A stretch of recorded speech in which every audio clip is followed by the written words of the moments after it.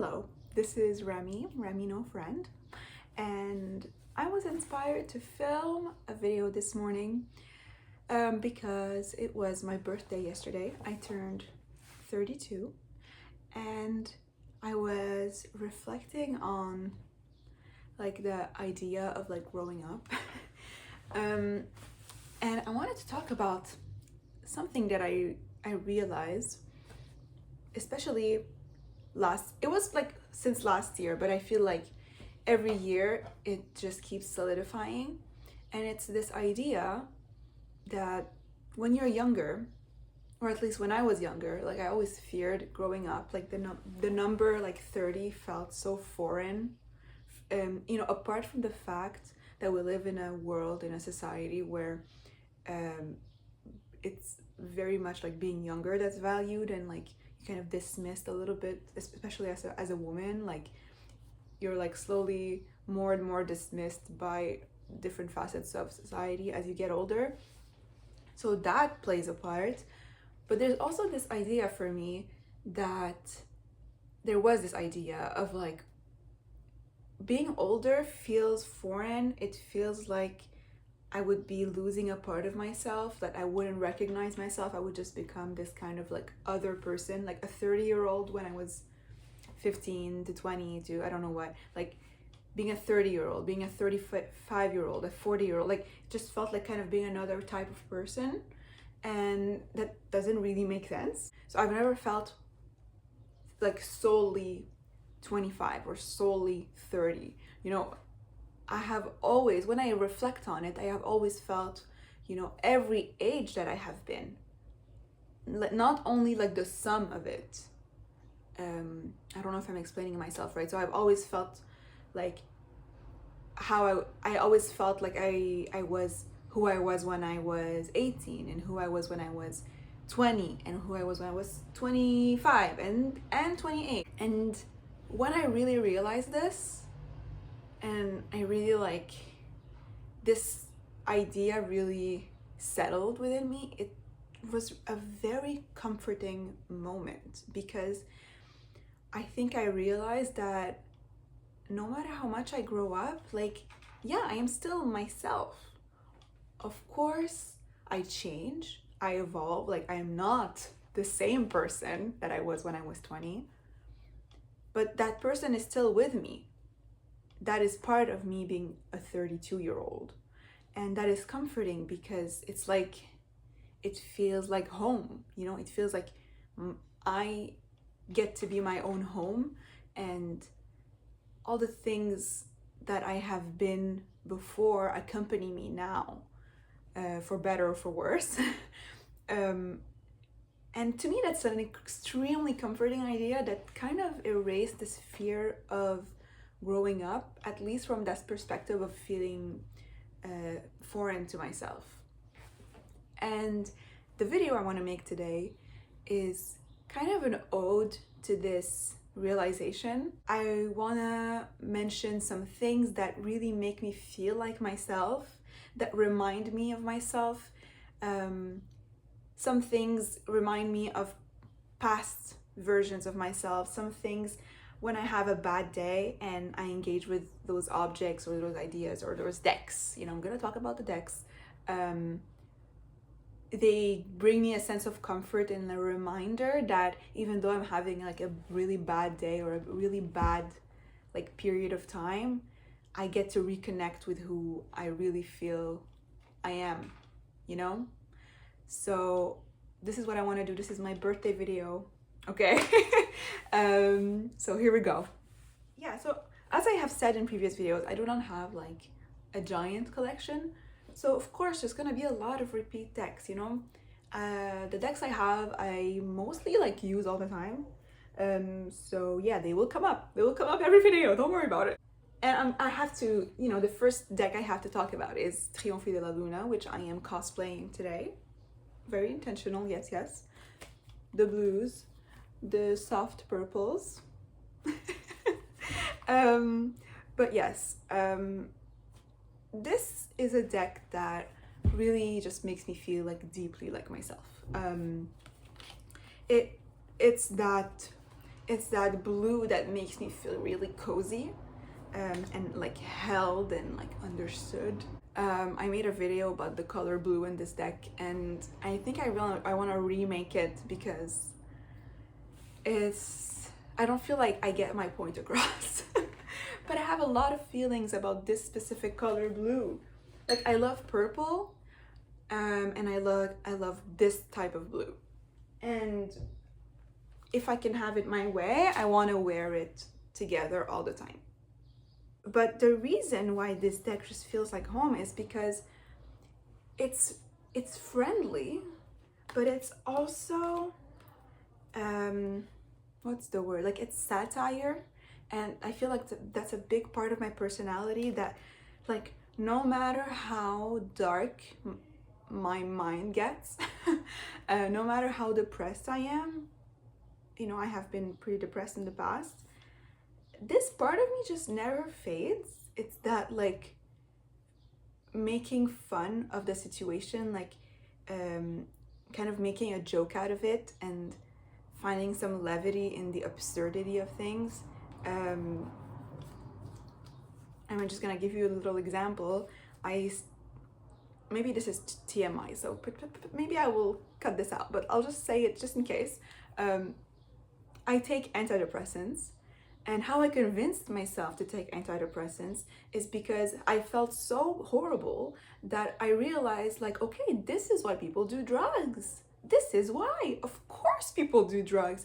And then I was like, yeah, I don't think I'm gonna like seek out the drugs, but like if someone offered me some drugs, I wouldn't say no.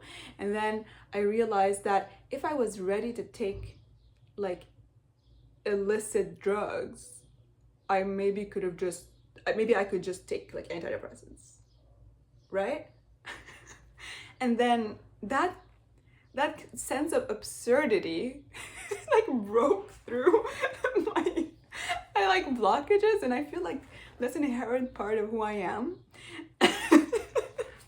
And yeah, this deck, it kind of like represents that for me, because I'm gonna show you more like clear example. You know, just the fact that the High Priestess is like on top of some burning books. There's this sense of, what's the word I'm looking for? I really want to find it. Yes, it's like the irreverence. You know, I'm a religious person. I'm Muslim, and so when I was younger, it felt like I couldn't be outwardly irreverent or like engage outwardly with the kind of more taboo questions, but inwardly it was always there, and I always enjoyed kind of playing with that side of things and thinking about it and discussing it. That's like basically like half of what I talk about with my friends, is kind of like twisting things to understand them. Anyways, I want to give you another example.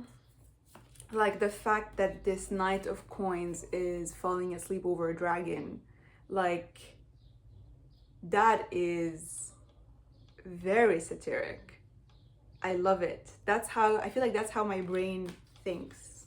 Okay, next deck. I want to talk about Vesper Tarot. Honestly, I don't use that deck a lot. I feel like I want to modify it in one way or another. I don't regret buying it. Like honestly, I know I said this before, but I bought it for the art. I really, really did. I love this character. I love this like half girl, half bat character. I relate to her. Like when I was a kid, I was obsessed with, you know, Mona the vampire, or like this idea of like this character who had like a double life. One part where in one part of her world, like she's this normal girl, and then in the other part she's like this like malefic creature or something like that. And I feel like this kind of really has that energy and it feels so sweet. Like it feels like it's calling to this part of myself that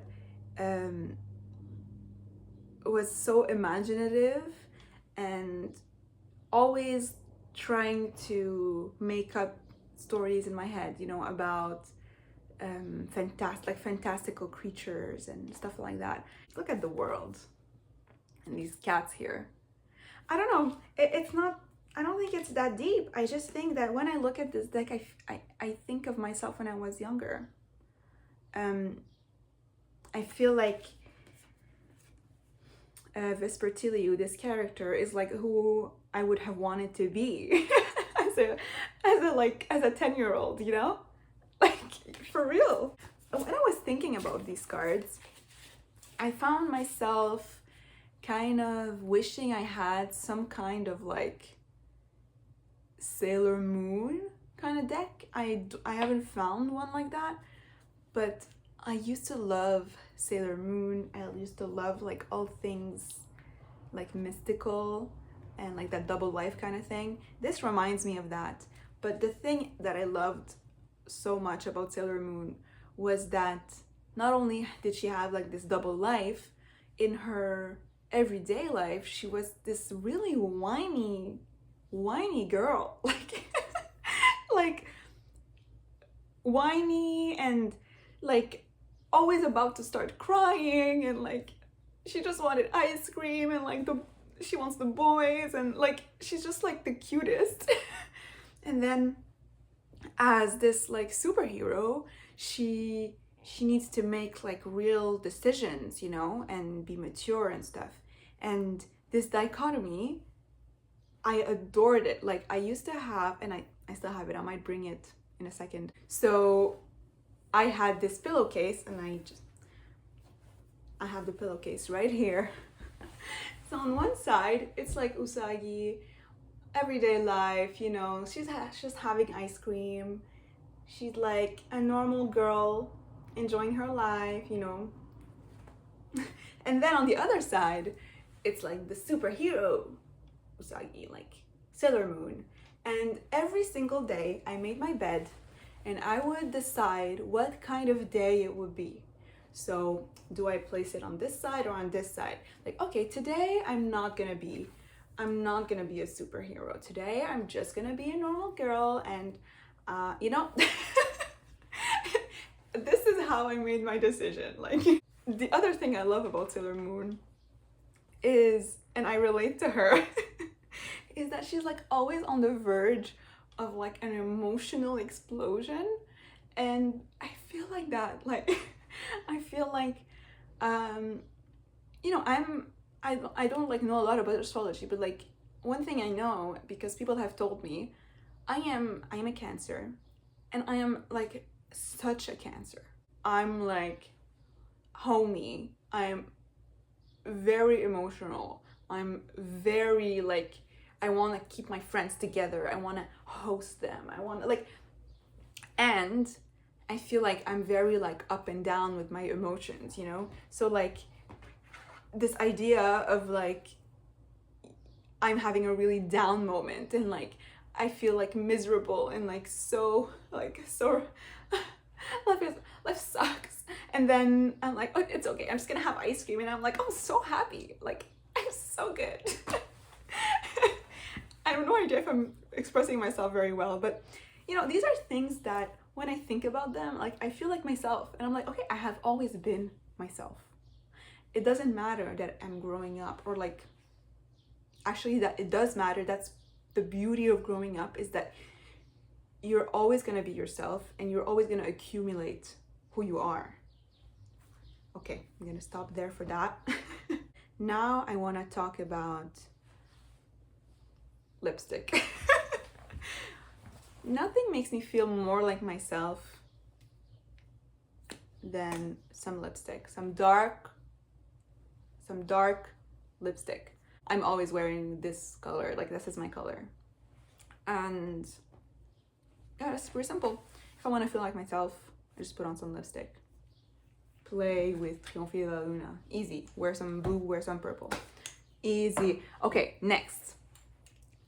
This is my first like perfume that I bought like in full size. It's Féminité du Bois by Serge Lutens. Is it? Serge Lutens? I'm not sure.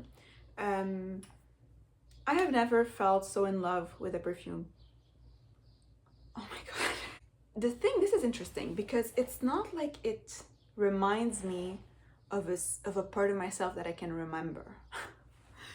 I feel this is a super mysterious scent, okay? To me, it smells like the woods, it smells like prunes, like dried, fermented prunes that have been dried. It smells like there's some kind of horse around, you know? It smells like wet earth. It smells like a cottage in the woods, and it smells like there's a witch, you know, watching. Nothing kind of, she doesn't miss a thing, she doesn't miss a beat. And it smells, I'm just gonna say it smells really sexy. It smells so sexy that like I first smelled it and I was like, holy shit, I think this is the best thing I've ever smelled, and surely I cannot wear this. It feels personal. I know it's a very popular, like, I don't know how popular it is today, but it's an old scent, you know, it's from the 90s. I mean, technically, I think it's like, it was the first woody scent that wasn't strictly a masculine perfume, you know, like marketed as a masculine perfume. So I think that's the place that it held in the perfume world, whereas like, that's why it's called Féminité du bois, like the femininity, the femininity of wood. What I wanted to say about this is that it makes me feel like a version of myself that I have yet to discover. A version of myself that if I really believed in like past lives, that this would remind me of a past life. This type of thing. Sometimes I just start the day by smelling it and I'm like, yeah, I know who I am. I know who I want to be. Okay, and I think I also want to mention my journal and some kind of pen, a fountain pen. This is the one I have right now. It's pretty special. Pretty special. But yeah, journaling. Journaling makes me feel like myself so incredibly much. And I'm gonna say mostly because it reminds me of my progress in creating a safe space for myself. I grew up in a big family where if you had a journal, it would get read, okay? Couldn't control that. So I have always had the urge to write, and I held back like most of my life, you know. I mean, now I'm 32, so it's not most of my life. As long as I have lived with my family, I have held back on writing down everything I wanted to write down because I wouldn't allow anyone, I wouldn't accept that anybody could read my words. Like that was like the biggest fear, is to be like my space being invaded like that. And that's how I actually started writing poetry. It's because I felt like writing poetry, I could always plausibly deny or write in a more like vague way, and then even if someone found out about it and like read it, I would be like, well, yeah, but it's like, you just don't get it. Yeah, that's how I started writing in a journal when I was living with my family. I would write poetry, like ambiguous poetry. And then once I moved out, it took me still like a little bit of time to kind of feel okay writing down stuff. And now that the fact that it's like my journal is a place of ease and it's a place of comfort. It's a reminder that first of all, that, you know, this has always been part of me. It's just the craving has always been there. And now that I get to do it, it's a reminder of the way that I've evolved in this matter. And yeah, that feels extremely cozy, and I'm really grateful for myself for having carved out this place for myself, you know? So I wanted to mention that. And the last thing I want to mention is a bag. Not, it doesn't have to be specifically this bag, but this is the bag I'm using right now. The idea of a bag, okay, hear me out. I was a very imaginative girl, okay? So I just always had I was always thinking about like, okay, I'm going on an expedition. I'm going on a day out. What do I bring with me? And sometimes this is how I would fall asleep. I would just like decide what I would put in my bag. Like, let me put together the perfect bag.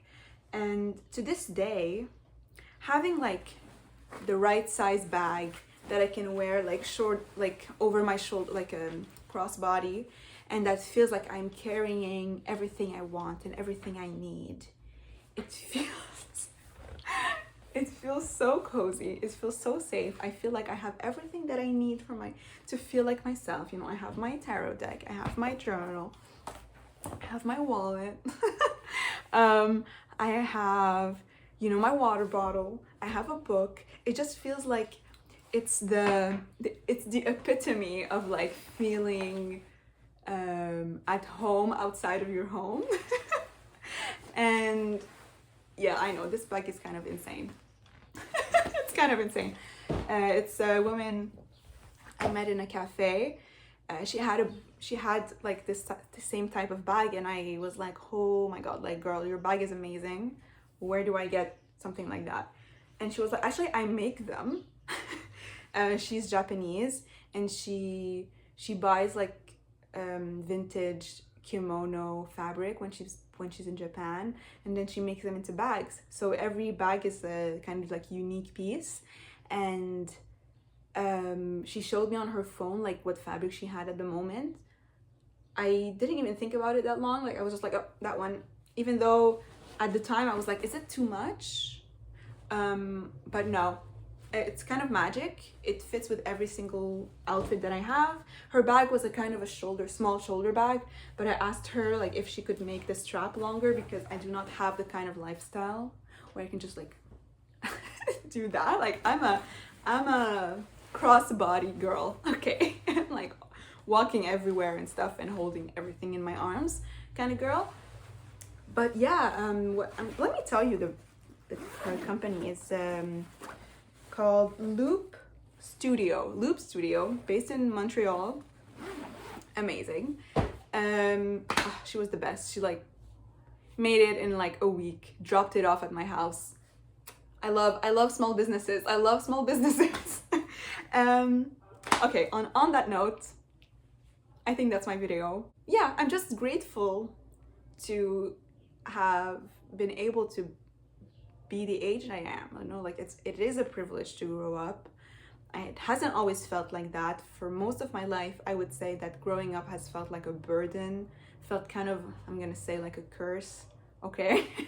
And the fact that I have kind of transcended that viewpoint, you know, I'm grateful for that. That's not nothing. And I'm always gonna celebrate I'm always gonna try to celebrate the different like parts of myself that I got to accumulate before I say bye. This is not formatted as a tag, but oh, how I would love for you watching to, you know, make your own version of this. Like, whether it's for your birthday or not, like, what are the things that remind you who you are when life gets tough, or when you want to celebrate who you've become?